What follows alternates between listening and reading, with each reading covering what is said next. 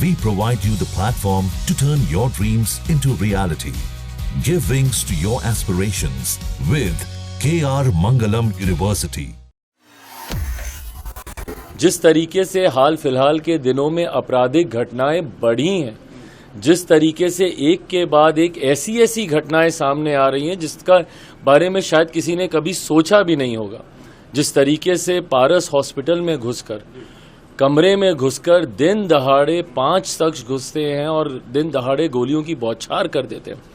ऐसा नहीं है कि बिहार में ये घटनाएं पहले नहीं हुई है, कि 98 में पीएमसीएच में भी इसी तरीके से गोली चली थी और उस वक्त के मंत्री, उनकी हत्या कर दी गई थी।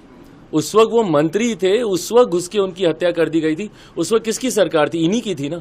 एडीजी लॉ एंड ऑर्डर इस तरीके की बातें कतई नहीं कह सकते हैं कि भाई बरसात के से पहले इस तरीके की घटनाएं होती है। देखिए, प्रधानमंत्री जब सौगात लेकर आ रहे हैं, उनकी प्राथमिकताएं अलग हैं। वो बिहार को एक विकसित राज्य बनाने की सोच के साथ कार्य करें। जहां तक रही लॉ एंड ऑर्डर की बात, ये संघीय ढांचे में, फेडरल स्ट्रक्चर में हर कोई जानता है कि पूर्णतः ये राज्य सरकार का विषय आता है, ये राज्य सरकारों के अंतर्गत आता है। ऐसे में प्रधानमंत्री को चिंता नहीं है, कतई ये बात जायज नहीं है। बट हाँ, ये चिंता हम सबकी भी है। जिस तरीके से हाल फिलहाल के दिनों में आपराधिक घटनाएं बढ़ी हैं, जिस तरीके से एक के बाद एक ऐसी घटनाएं सामने आ रही हैं जिसका बारे में शायद किसी ने कभी सोचा भी नहीं होगा, जिस तरीके से पारस हॉस्पिटल में घुसकर, कमरे में घुसकर दिन दहाड़े 5 शख्स घुसते हैं और दिन दहाड़े गोलियों की बौछार कर देते हैं। ऐसा नहीं है कि बिहार में ये घटनाएं पहले नहीं हुई है। जो लोग जंगल राज जिनके नेतृत्व में होता था, आज जब वो हम लोग पे उंगली उठा रहे हैं तो उनसे पूछने की जरूरत है कि 98 में पीएमसीएच में भी इसी तरीके से गोली चली थी और उस वक्त के मंत्री, उनकी हत्या कर दी गई थी। उस वक्त वो मंत्री थे, उस वक्त घुस के उनकी हत्या कर दी गई थी। उस वक्त किसकी सरकार थी? इन्हीं की थी ना। पर ना उस वक्त के इस घटना को जायज ठहराया जा सकता है, ना आज की इस घटना को जायज ठहराया जा सकता है।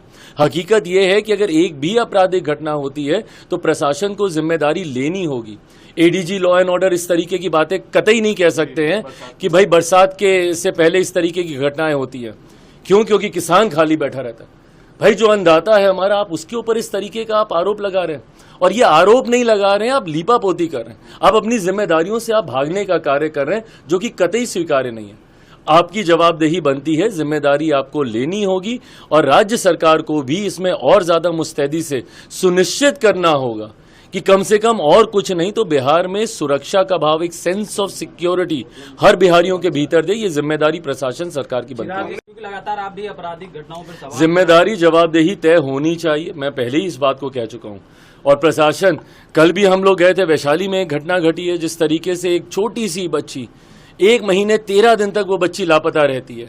स्थानीय प्रशासन की पूरी मिली भगत है कि भाई 1 महीने 13 दिन तक आप उस बच्ची को आप ढूंढ नहीं सकते हैं। क्या उसके मोबाइल फोन से क्या उसकी लोकेशन को ट्रैक नहीं किया जा सकता था? अगर ये लोग चाहते तो क्या ये लोग नहीं कर सकते थे? गाज गिरी है छोटे अधिकारियों पर, थाना लेवल के अधिकारियों को वहां पे बर्खास्त किया जा रहा है, जबकि हकीकत यह है कि जितने बड़े अधिकारी हैं वो भी इसमें लिप्त थे। तो ऐसे में जब तक जिम्मेदारी तय नहीं होगी, जब तक जवाबदेही तय नहीं होगी, आपराधिक घटना इसी तरीके से घटती